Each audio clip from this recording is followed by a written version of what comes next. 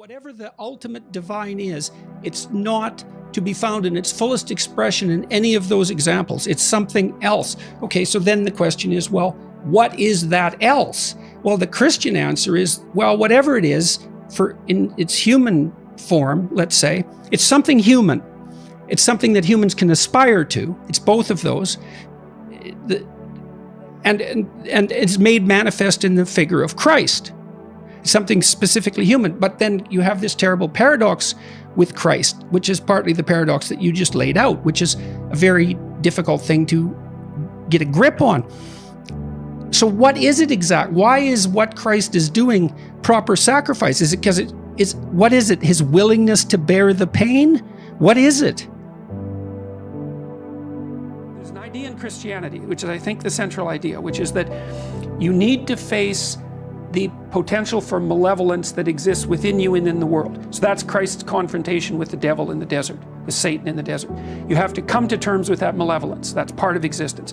And you have to voluntarily accept the burden of suffering. And so that's the acceptance of the cross.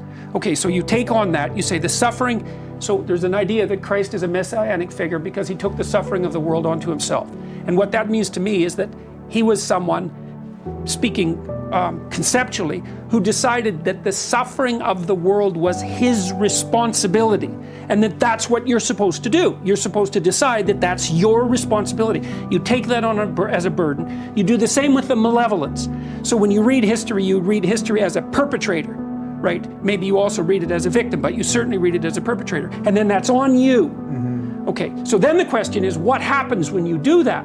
And I would say the answer is two things, is that first of all, it starts to force you to develop, like to learn what you need to learn in the world and to absorb the information that would enable you to start to face the suffering and to rectify it. So that forces you to become a more competent person, and that's the socialization part that you thought of as so important. But then there's a secondary thing that happens too, which is that taking on that additional stress and demand voluntarily transforms you biologically, because within your genetic structure, let's say, there's all sorts of potential, but that won't be unlocked unless you place yourself in a position where the demands necessitate it.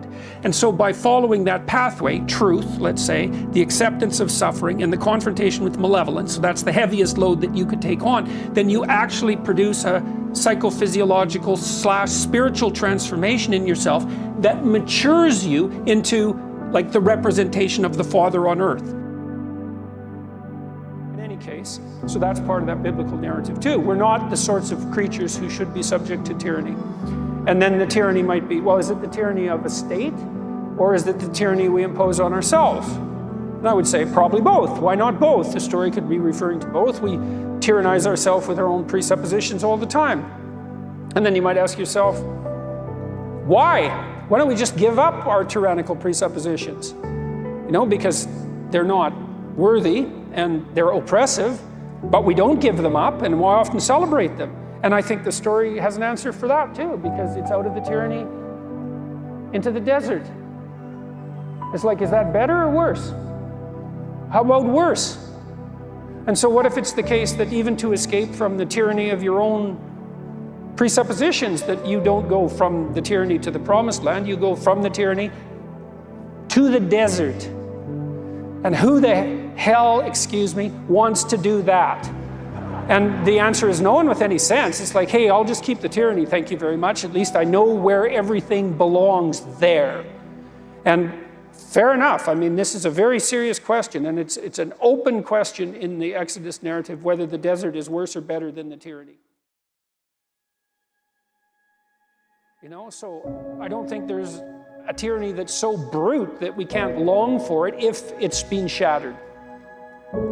And so that's quite something, all that packed up in that story. Anyways, so the Israelites are out in the desert, and they're there for 40 years, and you might think, well, what kind of leadership do they have? It's not that big a desert. And the answer is, yeah, but you know, the desert after a tyranny, that's no bloody joke, and maybe it takes 3 generations to get through it. And that's possible. And so there's all that, and then the Israelites are wandering around in the desert, and what happens? Well, the same thing happened to them as is happening to us. They're worshiping false idols, and they're tempted. And it's no wonder they're tempted, because Well, they're in the desert. It's like it's not going so well. It's no wonder they're having a crisis of confidence, you know, and maybe they're pining for the old days, and they're not so sure that the God who informed them that being the subjects of tyranny was wrong, because now here we are in the desert. And so they lack faith.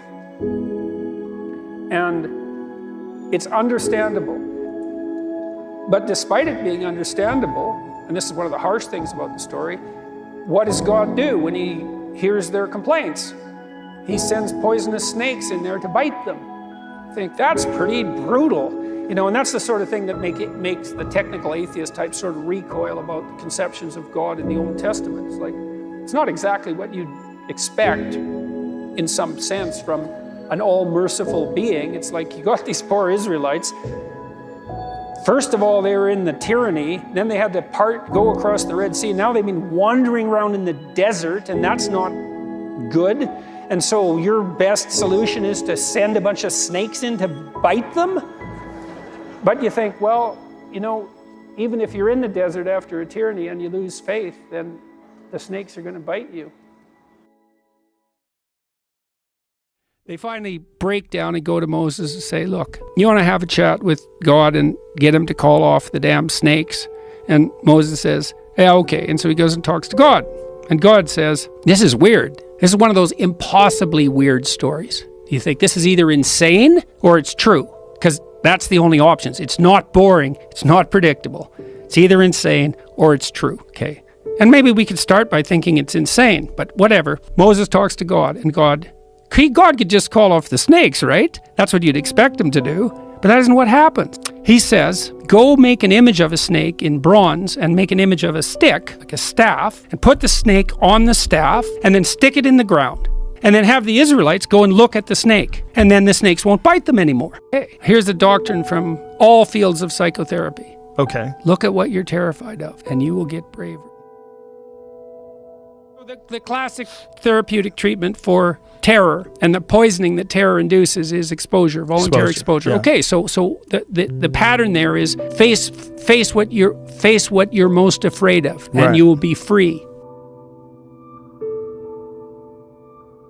Listen to Beyond Order, 12 More Rules for Life, for free on Audible, with the link in the description.